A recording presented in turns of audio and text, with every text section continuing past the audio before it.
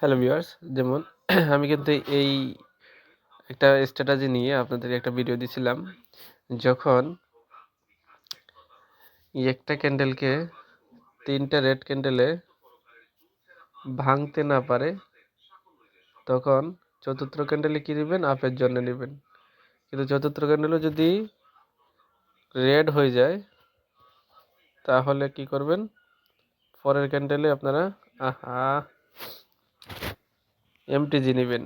আমি কাটতে কাটতে ট্রেডটা উপরে চলে গেছে। তারপরে দেখা যাক কি হয়।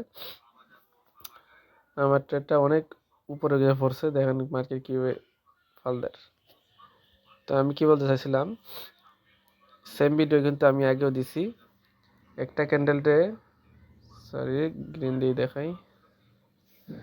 একটা গ্রিন ক্যান্ডেলরে এখানে কি করছে, 3টা ক্যান্ডেলে ব্রেক করতে পারে নাই। চতুর্থ ক্যান্ডেলে আমার ট্রেড হওয়ার কথা গ্রিনে, ঠিক আছে, সেটা কি হয়েছে?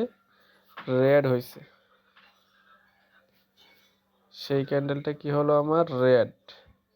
তো আমি বলছিলাম যদি রেড হয়ে যায় তাহলে 1 স্টেপ এমটিজি নেবেন, ঠিক আছে। তো এখানে দেখেন কি হয়েছে, আমাকে প্রফিট এমটিজিতে উইন দিছে। আমি ট্রেড নিয়েছিলাম এই রেডে, এটা গেছে, এটা গ্রিনে নিয়েছিলাম, হয়ে গেছে রেড। তা আমি ট্রেড নিলাম পরের ক্যান্ডেলে। আপনাদেরকে ভিডিও করতে গিয়ে আমার এন্ট্রিটা অনেক উপরে পড়ে গেছে, যে এখানে ওপেনিংয়ে পড়ার কথা। তারপরে দেখেন মার্কেট প্রায় অনেকটা মার্কেটেই রিকভার করে উপরে চলে গেছে। এটা হচ্ছে স্ট্র্যাটেজির পাওয়ার। তবে এটা খেয়াল রাখবেন, মার্কেটটা সাইডওয়েজ মার্কেট হতে হবে। দেখছেন মার্কেটটা কীরকম? Sideways market. তো আমার এখানে ট্রেডটা তো উইন হয়ে যাওয়ার কথা।